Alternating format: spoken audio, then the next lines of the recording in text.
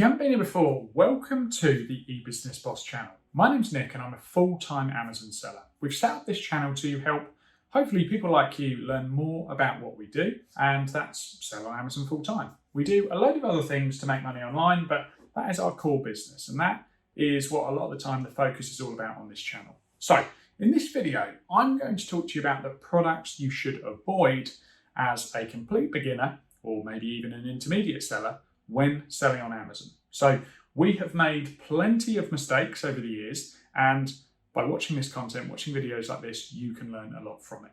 So if you are new here and you haven't done already, please consider subscribing to the channel.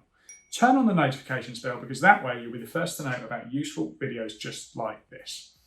Okay, let's not waste any time. Let's get straight into this video. I want to keep this quite short and snappy for you guys today. So if you're just starting out on Amazon, or maybe you've been selling on Amazon for a while, either way this might be useful. Which products should you avoid selling? Now, this is actually a snippet from a full course that we put together on product research. We've put it together. It's over 5 hours of over-the-shoulder tutorials. If you do want details of that, I'll leave some details in the description below. But let's get into it. So let's start with probably the most important.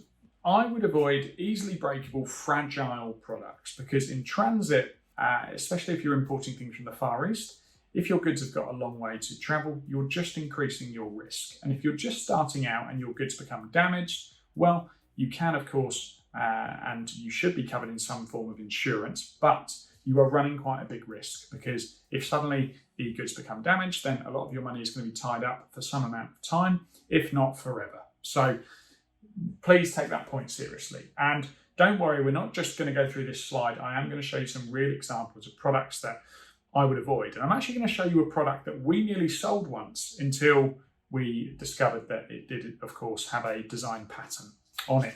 So that leads me on to the next point, products with a pattern. Now, this is a complicated area and something we talk much more about in the course and in our other full Amazon course, but this is something that really can make or break your Amazon business. We went through something that cost us round about $100,000 because of a mistake we made, and I won't talk about it now. If you're interested in hearing about that, I'll drop a link to that video. You should be able to see it above now. But we basically sourced a product, started selling a product, we're doing really, really well. Turns out it had a design pattern, and we got a letter from the rights holder and they asked us to remove the listing. Amazon removed our listing and we suddenly lost all of our sales. We had to completely start from scratch. It cost us a load of money, and yeah, it was a lesson we have learned lots and lots about. Actually, that wasn't the issue that cost us around about 100,000. That was a trademark issue, so I've got that muddled up. That issue it probably cost us between 5,000 and 10,000 because we had to completely start again with a different product. We'd obviously bought loads of this item. We had loads in stock. So that was obviously a big issue. But yeah, the trademark issue, that was something that cost us a lot more money because we had to completely rebrand, change all of our stock due to a sort of black hat competitor tactic. Now, that is another video that I can talk to you about. So I will leave a link to that above. You'll be able to watch that. The last video I referred to and the card, if you do want to watch that, that will refer to the incident I'm talking about with patents. A bit confusing, but hopefully you got that. Next up, so we want to avoid products with patents, and don't worry, I'm going to show you some examples, and I think I will show you that now. So how can you tell if a product's got a patent? Well, it's not always very easy to tell. You can use Google patent search. You can look out for some key things in the product listing and the title. But this is quite a good indicator. So if somewhere in a listing or in an image or somewhere they've got the words as seen on TV, which you can see here, it's usually quite a good indicator that this listing, this seller, might be someone with a patent or a patent pending. And I can't tell you exactly why that is. I think it's something to do with the program they actually go through and the fact that if they're on TV, a lot of the time this will be inventors partnering up with people that produce the product. And yeah, they've got great legal teams. So if you see as seen on TV, a lot of the time they will have a patent Okay, so if you see that sort of product, don't then go onto Alibaba and look for a product that might be exactly the same. So it's not to say the actual product idea, the one you can see on screen, is a smooth edge can opener. So it's not to say you couldn't sell that product, you just couldn't infringe on the rights of this particular listing. So maybe they've got a very small design element of this actual product that they've got a patent on. So maybe the clip that they use on the top of the can opener is slightly different. And if you go out to a supplier and say, wow, this looks exactly like that listing that I found that's doing really, really well.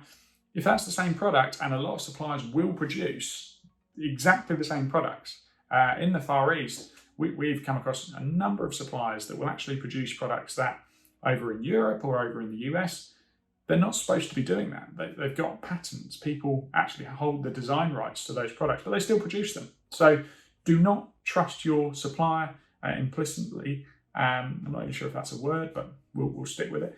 Don't just trust what they say. Do your own research, and if you've got any doubts, move on to another product. So as seen on TV, that is obviously something you should avoid.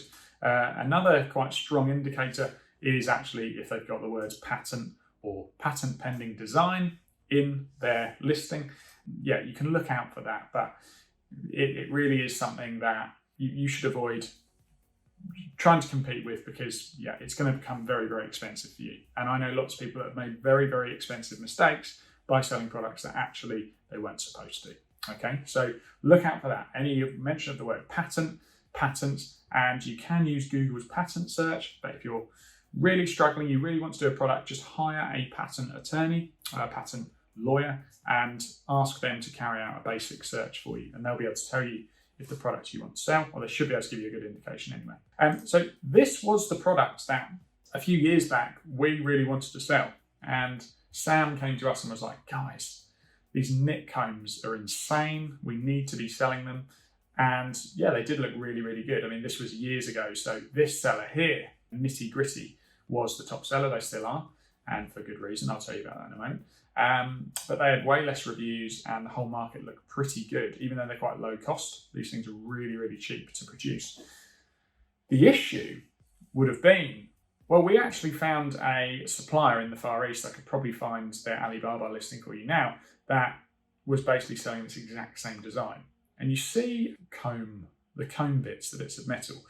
You can see that actually, if you look closely, there's spiral designs up each of those bits of comb. And that is what this company have a patent for. They've got a design patent for the spirals, because as you're using this knit comb, it's supposed to then trap the knits and deal with them more effectively. So that, as you can see, is a very, very subtle aspect, but it is something that could get you in trouble, because if you found a supplier, and I could find one probably on Alibaba that could produce this without Nitty Gritty knit free, maybe you put your own logo on there, with that same spiral concept, you're going to get in big, big trouble. And yeah, this knit comb, they definitely have a patent. It might not be obvious, so this is why you need, yes, it is like patented micro spiral grooves to remove lice and eggs. See, I wasn't lying. That was actually from my memory. I remember this quite specifically. Maybe you're not impressed by that, but I'm quite impressed that actually I got that right. So that was a product we were going to sell. Luckily, we didn't. We did a bit more research. We were a bit sort of gung-ho back then. We would just jump into things, and we started to learn very, very quickly. Wow, what an opportunity we found here. But actually, if we want to build a really big Amazon business, we need to do this slowly, organically, in the right way, because we need to learn all these things, and we want to be doing it properly. So some people say, do it as quickly as you can, make a load of mistakes, learn on the way. That's fine too. I can see why that way of thinking could be effective, but we prefer to not grow slowly. Slowly is the wrong word, but organically. We prefer to build on our business so that we can create the infrastructure for our business as we go along. And it is going pretty well so far. So let's get back to the slide. And like I said, this is a very, very small snippet from this course, but I thought this would be a useful video for you guys, our subscribers. So, high competition products with no differentiation. Another word I can't seem to pronounce, so that's great. Don't worry, we're going to talk about in a moment when you could tell if a market is too competitive, because I get asked that a lot. How do I know if a market's too competitive? Don't worry, I'll show you the next slide. I will give you one more slide from this course, and I'll talk to you about that. Anything that includes lithium batteries. So this is because I think you need very, very special permissions to sell this, especially within Amazon FBA, and I'm pretty sure Amazon don't actually allow it unless you're on their list of approved people. So yeah, avoid that. Electrical products. Now, this of course is up to you. I'm just telling you what products I would avoid. Electrical products, if they're electric, there's much more that can go wrong. You're going to need far more in terms of certification and testing reports. So there's going to be fire hazards possibly associated with it. There's much more paperwork and certification that you're going to need. And testing reports, like I said, certification, you're going to need to make sure that product and the product packaging fits in with the marketplace that you want to sell within, and that you comply with the relative directives and all things like that. It's really, really complicated. You're probably wondering, Nick, what are you talking about? Certification is a complicated subject that a lot of people don't talk about. Electrical products just make it that bit more complicated. And what if you purchase a load of goods for your first Amazon FBA shipment? You think, I'm going to start this is going to be great. And it turns out that you can't sell those products because they're all duds. You had no way of telling that. You completely trusted the supply. Products with complicated variations. So if you're going up against a Amazon seller that sells loads of different types of products, same type of product, loads of different variations, then that might be quite difficult for you to compete. Because not only are you going to have your supplier manufacture, say, the brown color that you're creating, you're also going to have them create, and you're going to have to stock and control the inventory on the pink variation, the blue variation, the red variation. So you might find a good listing, but if they're doing really, really well, it might be because they're able to offer the customer loads of different color variations, and they all add to the pot and the ranking of that main parent listing. So avoid complicated variations. Medical devices. If you're just starting out, don't sell medical devices unless you've got experience and you can have these things properly certificated.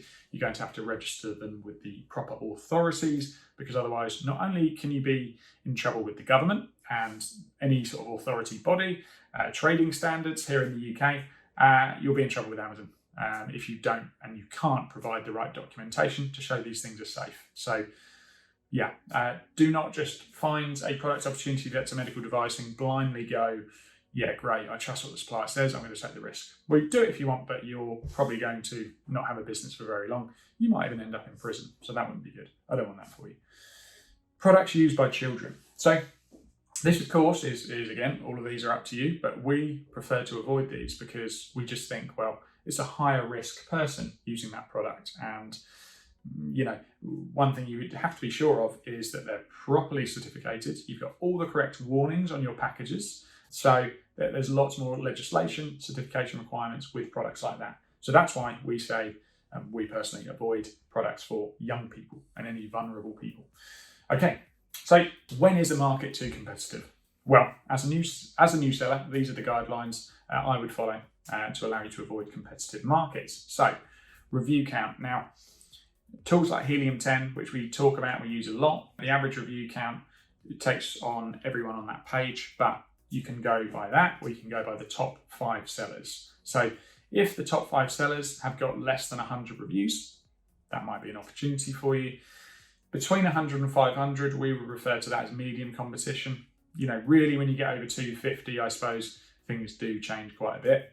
More than 500, and especially with a 5-star complete review rating, is going to be very, very competitive for you. And unless you've got something very unique, a very unique product offering, you're going to struggle. So that's what we sort of tier: low, medium, and high. So as I've said, avoid competing with products that have an established full 5-star rating. Quite often, and you might know this, these sellers are actually likely to be using black hat tactics. We don't want to compete with people that cheat, because personally, we don't want to cheat. So how are we going to compete with them if they're getting loads and loads of fake reviews? We want to provide a better experience, a better branding experience, better customer service, and a better product offering, better quality product. So that's about all we've got time for today, guys. If you've got any questions, jump in the comments below. If you do want to check out our training, there will be a discount for a limited amount of time. But if you want that, have a look in the description below. There'll be details to that. And yeah, if you enjoyed this, hit the thumbs up button. We really appreciate that. And yeah, I look forward to seeing you guys in the next video.